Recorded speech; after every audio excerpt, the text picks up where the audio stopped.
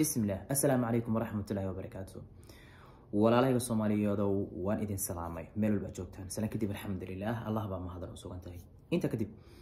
ان وحاربا إن شاء الله إن إذن وقداغو قصوين كاس وأهربو هذا إيه سورة قشو والله رب سبحانه وتعالى إفضايا إن المربى هالقصص وكبيو قصة أنا كوباد وما تنكش كينا نوحي كصاب سنتهي ظلمية قفك الظلمية السماية iyo ciqaabtiisa aakhira intaan la gaarin inuu ilaahay adduunka ugu soo dedejinayo qisadan waxaa ka sheekeynaysaa qofkii dulmigaa sameeyey waa hooyo Soomaaliyeed sheekh culimada Soomaaliyeed ka mid ah baa wuxuu aaday dalka dibadiisa isagoo markaa caafimaad ahaan meesha u aaday waxay is arkeen hooyada Soomaaliyeed waa is wareysteen markay is wareysteena iyada waxay uga sheekaysay qisada ay sameysay marka waxay tiri waxaan hayay gabar yar oo raja ah hooyadeed dhimatay oo ninkaygu dhalay gabadhaas yarta ah ilmahayga ila kortay isku maalin baan ilmihii dugsiga wada geeyay isku maalin dugsiga markaan ilmihii wada geeyay baa waxa dhacday ilmihii way ka maskax badan tahay way ka aqli badan tahay way ka fahmad fiican tahay haddii dugsiga abaalmarin iyo jaa'iso iyo gifti iyo hadiyad wax la bixinayo iyada la siinaya haddii akhlaaq cid lagu amaanayo iyada lagu amaanaya haddii maskax badnaan cid lagu amaanayo iyada lagu amaanaya caruurteedana waxba looma sheegayo wala maskax badnaan baa lagu amaanaynin gifti baa la siinaynin yani waxba ma lama siirayo hooyadii gabadheeda halka cuqdad bay uga qaaday cuqdadii markay uga qaaday waxay tiri waa inaan marka bal ka mashquuliyo arrimaha waxbarashada si ilmahay uga sarmaraan hawshii guriga dhan bay u dirtay marka hawshii guriga oo ay qabatay gabadheedu ay qabanaysay haddana wali booskii bay taagan tahay waxbarasho ka taagan tahay iskuulka marka la tago imtixaanka marka la galayo kaalinta koobaad bay galaysaa akhlaaq markay noqoto kaalinta koobaad bay galaysaa yani dhinac walba oo la fiiriyo kaalinta koobaad bay ku jirtaa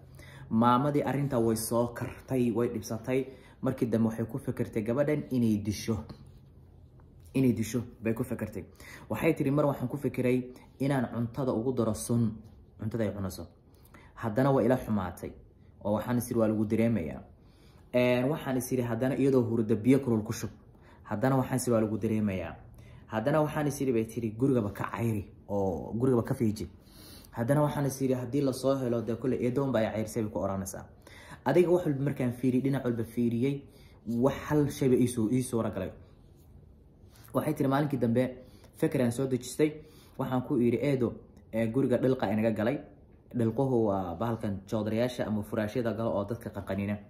marka bahalkaas guriga inaga galay waxaan rabaa inaan biyo kulul aan guriga ku shubno si bahalkaas u dhinto marka biyo baan karkarinayaa saa ugu haya waa biyo bay karkarisay maamadii biyo markay karkarisay waxay tiri waxaan ku iri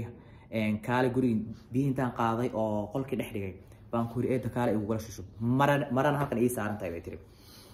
biyihii baan kula shushub biyihii gabadheer igula shushubtay markii la dhamaysay baan ku iri ila soo qaad dhinaca kale aan aadinayo si aan u shubno waxay tiri digsiga isa u qabatay oo aan qabtay baan ku sii daayay bay tiri marka jilbaha ilaa labada lugood baa biyihii kaga wada daateen kulula gabadha yaray markii biyihii ku wada daateen baan marada intaan soo qaaday baan ku xoqay alla gabadha waa gubatay aan si fiican ugu sii xoqay baa tiri dubka kaga sii qaaday gabadhii dhakhtar baa la dhigay mudday dhakhtar ku jirtay way ka soo baxday seedihii baa marka gabadhii soo kogay farihii kor bay u soo qaadmeen oo dhulka ma dhigmayaan seedihii jirka ku jira dhan baa wada kogay bes waxa dhacda qalin baa leeyahay waa la qalayaa qalinkiina lacag baa la waayay adoo gabadhii yarayd waxa dhacday sidii isaga silcisay waa ku guursatay waa ku ilmo dhashay maalinkii dambe waxay tiri aniga ilmaan dhalay ilmihii markaan dhalay ilmihii baa u wanqalay ilmihii aniga oo wanqalaya oo wanqalkii la diyaarinayo baa gabdhaha ii yimid gabdhihii baa wanqalkii ila diyaarinayay waxay tiri ana jikadan gabdhaha kula jirayo waan la sameynaya hawsha digsi weyn oo halkan yaala oo dab saaran oo hilib iyo wax ku karsamayaan baa waxay tiri waxbaan damcay inaan ku shubo maqan ma cusbay ahayd ma xawaajibay waxbaan damcay inaan ku shubo ay tiri digsiga wixii aan ku shubay oo aan daboolay oo aan soo jeestay baa diracayga taftiisii baa waxay qabsatay digsiga markay qabsatay digsiga oo muxuu waxaan leeyahay digsiga dhan baa hal mar ugu soo wada gudoomay bay tiri meesha xudunta laga bilaabo ilaa labada lugood buu eber ka dhigay bay tiri oo digsigii ibaabiye kuleelkii wixii dhan igu soo shumay waxay tiri wadanka dhakhaatiirta joogta dhakhtar aan la ila tagin iyo dhakhtar aan la ila marin ma jirto si daawadeeda loo helo